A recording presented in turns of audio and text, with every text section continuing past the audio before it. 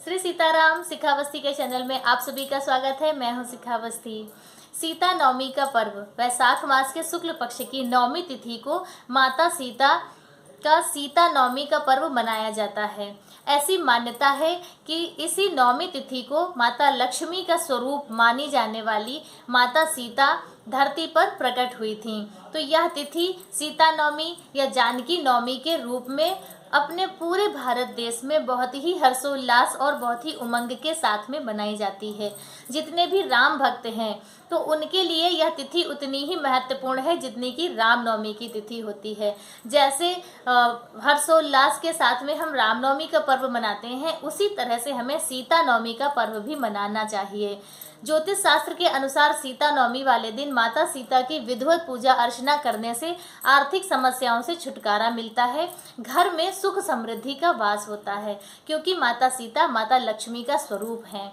तो इसलिए सीता नवमी वाले दिन माता सीता की विधिवत पूजा अर्चना जरूर करनी चाहिए। तो सीता नवमी का पर्व वर्ष 2024 में कौन से दिन मनाया जाएगा, क्या पूजा विधि रहेगी, क्या माता को भोग लगेगा और पूजा का क्या महत्व है, इन सब के विषय में आज हम इस वीडियो के माध्यम से जानेंगे। वीडियो प्रारंभ करने से पहले आप सभी से रिक्वेस्ट है कि प्लीज़ वीडियो यदि अच्छी लगे तो वीडियो को लाइक करें और चैनल को सब्सक्राइब करें। सीता नवमी का पर्व वैशाख मास के शुक्ल पक्ष की नवमी तिथि को मनाया जाता है। नवमी तिथि वर्ष 2024 में 16 मई दिन बृहस्पतिवार को रहेगी, क्योंकि वैसे तो नवमी तिथि सुबह 6:22 से प्रारंभ हो रही है, लेकिन माता सीता को जो जन्मोत्सव है वह मध्याह्न काल यानी कि दोपहर के समय में मनाया जाता है।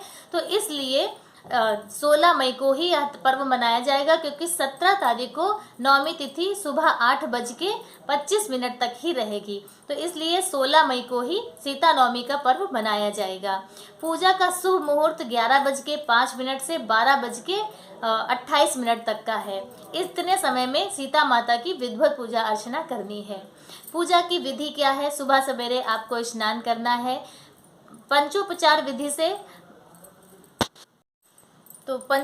विधि से पूजा अर्चना कीजिए और उसके बाद फिर व्रत का संकल्प लीजिए। यदि आपको व्रत करना है तो व्रत का संकल्प लीजिए, और यदि आपको सिर्फ पूजा करनी है, जन्मोत्सव मनाना है, तो उसका भी आप संकल्प जरूर कीजिए।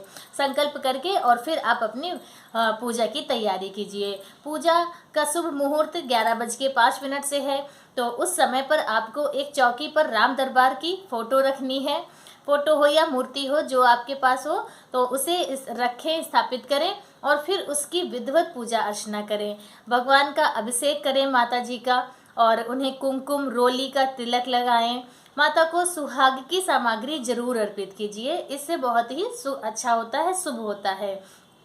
तो इस तरह से माता को सुहाग की सामग्री अर्पित कीजिए, नैवेद्य अर्पित कीजिए, धूप दीप दिखा के आरती कीजिए और फिर माता का मंत्रों का जाप कीजिए। और इस तरह से आप सीता नवमी का जो जन्मोत्सव है वह अपने घर पर मना सकते हैं। सीता नवमी वाले दिन रामचरितमानस का पाठ करना बहुत ही शुभ होता है, बहुत उत्तम फलों की प्राप्ति भी होती है, सभी मनोकामनाएं पूर्ण होती हैं।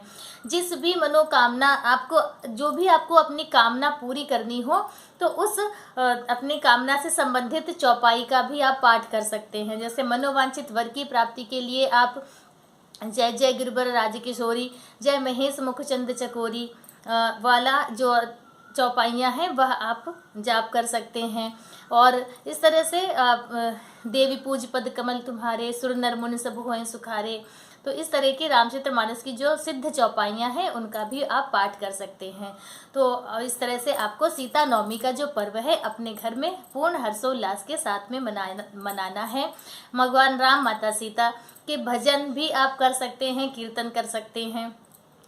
और इसके साथ ही सीता नवमी वाले दिन माता सीता की पूजा अर्चना करने के बाद क्षमा प्रार्थना कीजिए और अपने पूजा को पूर्ण कीजिए। तो इस तरह से आपको सीता नवमी का पर्व अपने घर पर मनाना है। और आज का वीडियो बस इतना ही। वीडियो मेरा आप सभी को कैसा लगा, लाइक और कमेंट करके ज़रूर बताएं। मिलते हैं दूसरे वीडियो में किसी दूसरी जानकारी के साथ।